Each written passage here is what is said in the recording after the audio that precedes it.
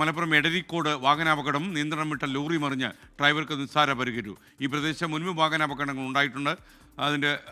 അതിൻ്റെ ദൃശ്യമാണ് പ്രേക്ഷകർ കണ്ടത്. വരുന്ന വേഗം അത് കീഴ്മേൽ മറിയുന്നു, ഒക്കെ സംഭവിക്കുന്നു. ഒരിക്കൽ കൂടി വേണമെങ്കിൽ കാണാം.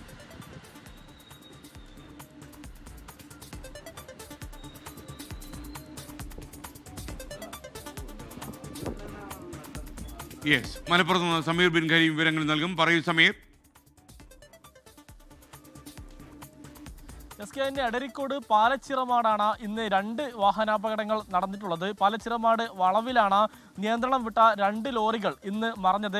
ഒരു ലോറി രാവിലെ 6:50 മറിഞ്ഞത്. അതിന്റെ CCTV ദൃശ്യമാണ് നമ്മളിപ്പോൾ കാണുന്നത്. നേരെ ഹൈവേയിലൂടെ വരുന്ന ലോറി അപ്രതീക്ഷിതമായി വളവ് ശ്രദ്ധയിൽപ്പെടുകയും ഉടൻ തന്നെ നിയന്ത്രണം കിട്ടാതെ ലോറി സമീപത്തെ താഴ്ചയിലേക്ക് മറിയുകയുമാണ് ഉണ്ടായത് എന്നുള്ളതാണ്. തൊട്ടു മുൻപായി പുലർച്ചെ 3 മണിയുടെ അടുത്ത സമയത്ത് ഒരു കണ്ടെയ്നർ ലോറിയും സമീപത്ത് ഈ വളവിൽ നിയന്ത്രണം വിട്ട് മറിയുന്ന ഒരു സാഹചര്യം ഉണ്ടായിരുന്നു.